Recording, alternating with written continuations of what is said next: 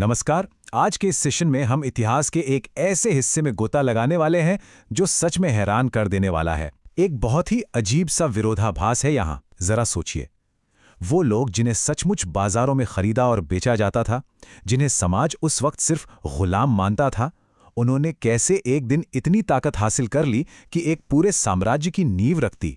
आज हम पीडीएफ और दिए गए ऑडियो सोर्सेस के आधार पर इसी गुलाम वंश के इतिहास और उससे जुड़े सवालों का पूरा विश्लेषण करेंगे।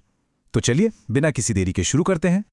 इस पूरे दौर की सबसे खास बात यही है कि यहाँ कोई शाही खून या पुश्तैनी खानदान काम नहीं आ रहा था। ये पूरा का पूरा दौर सिर्फ और सिर्फ तलवार की ताकत और खुद की काबिलियत पर टिका था। एक आम सैनिक के रूप में शुरुआत करके सीधे सुल्तान की गद्दी तक पहुंच जाना, ये उस समय की भयानक राजनीतिक उथल पुथल को तो दिखाता ही है, पर साथ ही ये सर्वाइवल और मेरिट की एक बहुत ही अद्भुत कहानी भी है। अब देखिए, इस राजवंश की जड़ों को गहराई से समझने के लिए हमें सबसे पहले एक शब्द को समझना होगा, और वो शब्द है ममलूक। अरबी भाषा में इसका सीधा सा मतलब होता है गुलाम या दास, और यही वो शब्द है जो इस पूरी कहानी का बेस तय करता है। ये हमें याद दिलाता है कि इन सुल्तानों का सफर किसी आलीशान महल से नहीं, बल्कि गुलामी की जंजीरों से शुरू हुआ था। और पता है, रेलवे और दूसरी परीक्षाओं में ठीक यहीं से सीधा सवाल उठा लिया जाता है कि ममलूक शब्द का असल अर्थ क्या है। इसका सही जवाब है गुलाम। तो ये एक बेसिक पॉइंट है जिसे हमें अपने दिमाग में लॉक कर लेना चाहिए, क्योंकि आगे का पूरा सेशन इसी नींव पर खड़ा है। आज के इस विश्लेषण में हम 5 अहम पड़ावों से गुजरेंगे। पहला, सत्ता का संघर्ष। दूसरा, ऐबक और इल्तुतमिश का युग। तीसरा, रजिया सुल्तान और विद्रोह। चौथा, बलबन की लौह नीति। और आखिर में इस महान वंश का पतन। इस सफर में आपको प्रतियोगी परीक्षाओं के लिए एकदम सटीक और स्पष्ट जानकारी मिलेगी। तो बात करते हैं हमारे पहले पड़ाव की, यानी सत्ता संघर्ष। दिल्ली सल्तनत की शुरुआत कोई शांतिपूर्ण तरीके से नहीं हुई थी, बल्कि ये बहुत ही अराजक और संघर्षों से भरा हुआ दौर था। आगे बढ़ने से पहले अपने दिमाग में 1206 से 1290 तक की एक टाइमलाइन फिक्स कर लीजिए। 1206 में स्थापना से लेकर 1290 में वंश के खत्म होने तक ये कुछ ऐसे प्रमुख मील के पत्थर हैं जो हमें आगे की पूरी कहानी को एक क्रम में समझने में मदद करेंगे। और यही वो बेसिक तारीखें हैं जो पेपर्स में बार बार आती हैं। दिल्ली सल्तनत की स्थापना कब हुई? 1206 में। और गुलाम वंश का पूरा शासनकाल कब से कब तक चला? 1206 से 1290 तक। अलग अलग परीक्षाओं में ये सवाल कई बार पूछे जा चुके हैं। अब आते हैं दूसरे चरण पर, ऐबक और इल्तुतमिश का युग। इन दोनों प्रमुख चेहरों को देखने पर हमें समझ आता है कि किसी साम्राज्य की बस शुरुआत करने और उसे असल में लंबे समय तक टिकाए रखने में कितना बड़ा फर्क होता है। इसको आज के एक मॉडर्न स्टार्टअप की तरह समझते हैं। कुतुबुद्दीन ऐबक उस विजनरी फाउंडर की तरह था जिसने कंपनी को रजिस्टर कर दिया, बस नींव रख दी। लेकिन इल्तुतमिश वो असली सीईओ था जिसने उस कंपनी को लंबे समय तक चलाने के लिए पूरा का पूरा प्रशासनिक ढांचा और सिस्टम तैयार किया। इसीलिए जब एग्जाम में ये पूछा जाता है कि गुलाम वंश का संस्थापक कौन था, तो जवाब होता है कुतुबुद्दीन ऐबक। ये शाब्दिक रूप से संस्थापक था। वैसे ऐबक अपनी दानवीरता के लिए इतना मशहूर था कि उसे लाख बख्श भी कहा जाता था। और हाँ, कुतुब मीनार का निर्माण शुरू करवाने वाला भी वही था। लेकिन यहीं पर एक बहुत ही ट्रिकी पार्ट आता है। अगर सवाल आए कि दिल्ली सल्तनत का वास्तविक संस्थापक किसे माना जाता है, तो जवाब इल्तुतमिश होगा। क्योंकि सिर्फ गद्दी पर बैठ जाना काफी नहीं होता। राज करने के लिए जो पूरा सिस्टम बनाना पड़ता है वो इल्तुतमिश की प्रशासनिक समझ का ही नतीजा था। इल्तुतमिश ने कई बहुत ही स्मार्ट मूव्स चले।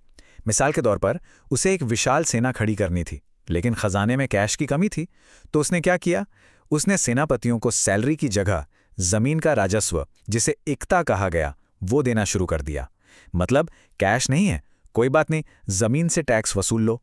इससे सेना भी खुश और साम्राज्य भी पूरी तरह सुरक्षित। और आप देखेंगे कि इल्तुतमिश के यही शानदार एडमिनिस्ट्रेटिव मूव्स एग्जाम्स में सीधे सीधे सवालों में बदल जाते हैं। राजधानी को लाहौर से दिल्ली शिफ्ट करना हो या फिर इक्ता प्रणाली की शुरुआत करना, ये दोनों ही तथ्य प्रतियोगी परीक्षाओं के फेवरेट सवाल हैं। इसके अलावा इल्तुतमिश ने अपने 40 सबसे वफादार तुर्क सरदारों का एक ग्रुप बनाया, जिसे चालीसा दल या तुर्कान चहलगानी नाम दिया गया। और जो कुतुब मीनार ऐबक ने शुरू करवाई थी, उसे पूरा करवाने का काम भी इल्तुतमिश ने ही किया।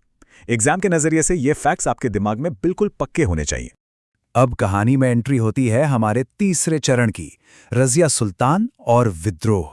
ये इतिहास का एक बहुत ही प्रोग्रेसिव दौर था, लेकिन सच कहूं तो ये प्रगतिशीलता उस वक्त के गहरे पितृसत्तात्मक नियमों से बहुत ही बुरी तरह से टकराई थी। यहाँ एक बहुत बड़ा सवाल खड़ा होता है। इल्तुतमिश ने इतना मजबूत साम्राज्य बनाया तो फिर सिर्फ 4 साल के अंदर उसी साम्राज्य ने अपने ही शासक के खिलाफ बगावत क्यों कर दी? इसका सीधा सा जवाब है पुरुष प्रधान अहंकार। इल्तुतमिश का बनाया वही चालीसा दल अब सत्ता के नशे में इतना चूर था कि वो किसी भी कीमत पर एक स्वतंत्र महिला शासक से ऑर्डर लेने को तैयार ही नहीं था। रज़िया का ऐतिहासिक महत्व बहुत बहुत विशाल है। इल्तुतमिश की पुत्री होने के साथ साथ वह दिल्ली सल्तनत की पहली और एकमात्र महिला शासक थी। उस जमाने के हिसाब से सोचिए तो ये अपने आप में एक बहुत बड़ी ऐतिहासिक क्रांति थी। लेकिन दुख की बात है कि उनका शासनकाल केवल 1236 से 1240 तक ही चला, बस 4 साल। ये छोटी सी अवधि चीख चीख कर गवाही देती है कि रूढ़िवादी सरदारों ने उनके खिलाफ कितनी भयंकर साजिशें रची होंगी।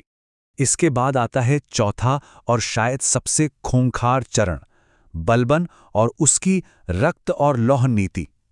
रज़िया के पतन के बाद बलबन की एंट्री होती है। इसका युग खौफ, पैरानोया और चरम तानाशाही का युग था। और मजे की बात यह है कि ये तानाशाही उन्हीं साजिशों की उपज थी जिनका हिस्सा खुद बलबन किसी समय रह चुका था। बलबन ने यह तय कर लिया था कि सुल्तान को अब कोई आम इंसान नहीं बल्कि ईश्वर की परछाई माना जाएगा।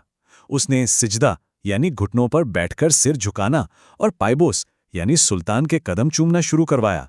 ये कोई नॉर्मल दरबार के मैनर्स नहीं थे। ये सरदारों की ईगो को पूरी तरह से कुचलने के लिए खेला गया एक बहुत ही कैलकुलेटेड साइकोलॉजिकल गेम था। और इतिहास की सबसे बड़ी विडंबना देखिए, बलबन खुद उसी चालीसा दल का सदस्य हुआ करता था, लेकिन जैसे ही उसे गद्दी मिली उसने अपनी जान बचाने के लिए रक्त और लौह नीति अपना ली और उस पूरे के पूरे नेटवर्क को ही जड़ से खत्म कर दिया जिसने उसे ताकत दी थी। मतलब जिस सीढ़ी से वो ऊपर चढ़ा उसी सीढ़ी में आग लगा दी। एग्जाम्स के लिए ये बहुत ही सॉलिड पॉइंट है। सीधा सवाल आता है कि सिजदा और पायबोस की शुरुआत किसने की? उत्तर बिल्कुल स्पष्ट है, बलबन। ये एक ऐसा कॉन्सेप्ट है जो बार बार घुमा फिराकर पूछा जाता है, तो इसे जरूर याद रखिएगा। अब बात करते हैं इस ऐतिहासिक कहानी के अंत की, जो कैकुबाद के साथ होता है। कैकुबाद गुलाम वंश का अंतिम शासक था। दरअसल बलबन ने अपने खौफ के चलते सारी की सारी ताकत मुट्ठी में कैद कर ली थी और अच्छे वफादार सरदारों को भी मार डाला था। इस अति केंद्रीकरण का नतीजा ये हुआ कि बलबन के जाने के बाद एक खतरनाक पावर वैक्यूम क्रिएट हो गया और 1290 में इस राजवंश का हमेशा के लिए पतन हो गया।